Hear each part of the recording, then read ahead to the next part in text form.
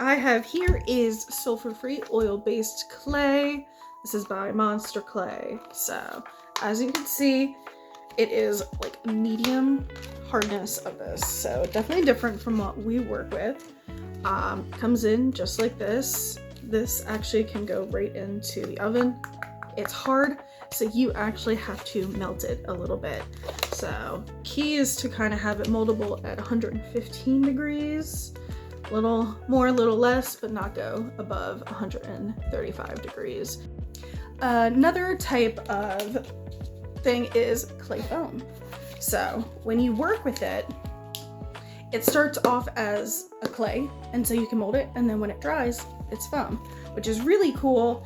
Cosplayers have been using this in the scene for a while. You can create something like this. This is my beautiful thing I made in a week for a convention.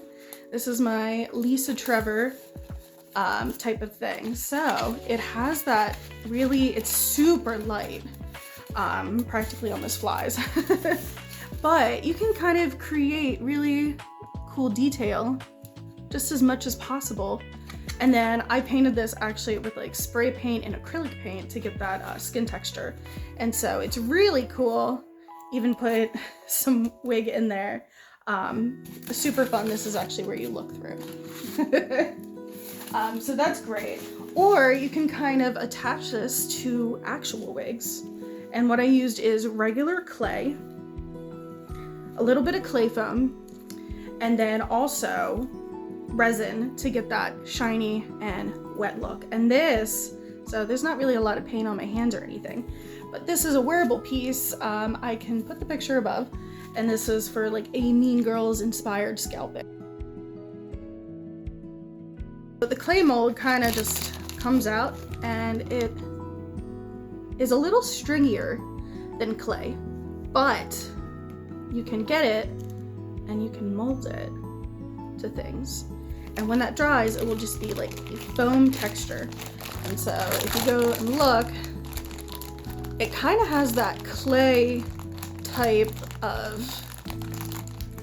like, interesting. It's just like stringier, almost like bubblegum. A few things to mold your clay to if you want to create a special effects type of feel for it. First, you can use a flat surface to create, let's say, your latex wounds or mermaid scales, or just things, just small pieces. But if you want to get more in depth to face shape and try to get those angles and create a even bigger piece, you're going to want to have a face mold. I do not have a custom one. It is something that I would love to get, but that takes quite a bit of people to create, making sure you're breathing properly through that, and it can get a little pricey.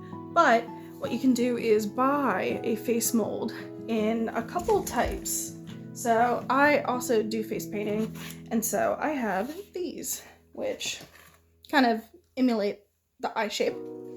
And you can get them in multiple colors, which is amazing. And you know, this is to practice face paint, or you can do some of your smaller, intricate pieces.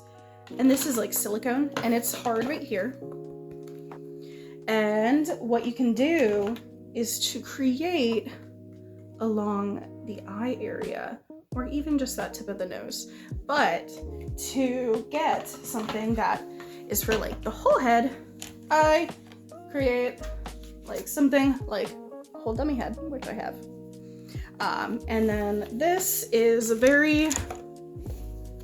it's hard, of course. This one is by Mayron. That is a great face paint and special effects company. And this is gonna be like a basic shape. Of course, it's not gonna match my face or maybe others, but you can kind of create something that is long. So the bad thing with using a heat gun is that you're only gonna get mainly your surface layer, or, you know, it's gonna cool down pretty fast. And so popping this into the oven can work, or more of a crock pot. As you can see, we have some of that softened clay right here, and that can be applied directly to this. So this is pretty much like a silicone head.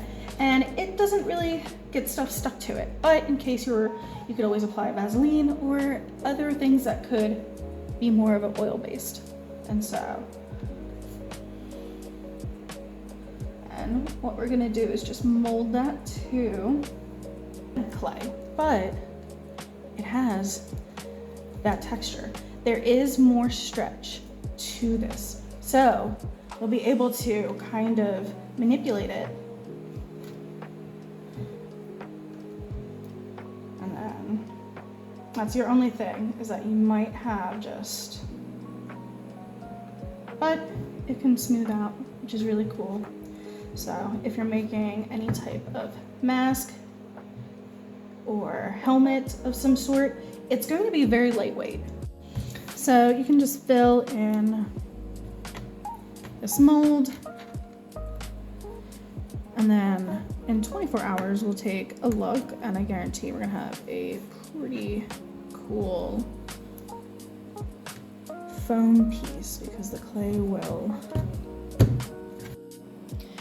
It's been about 24 hours and we're gonna get our foam off of our little molds, okay?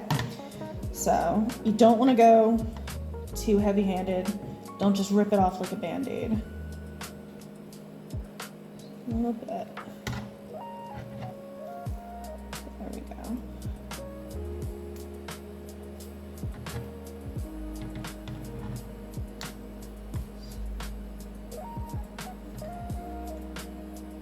Some of the denser areas might still have a little bit of that foaminess, like this one, but it's totally okay.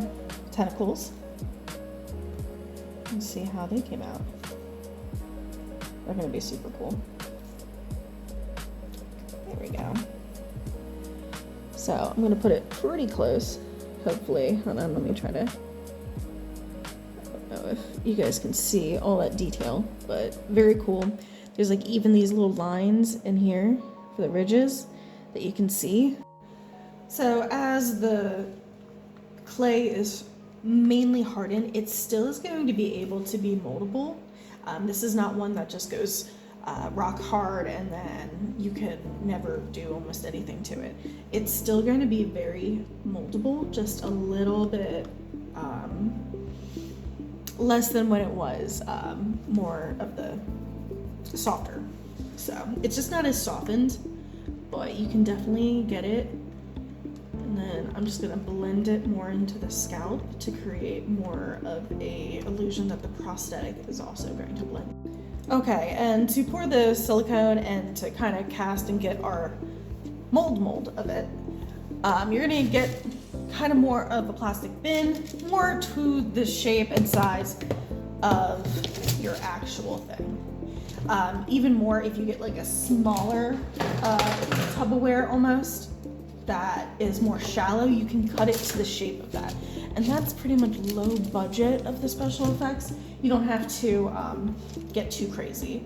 Honestly, what you can also do is use some of our clay and you can form just a whole little block. So you can get like that and then like a little rectangle.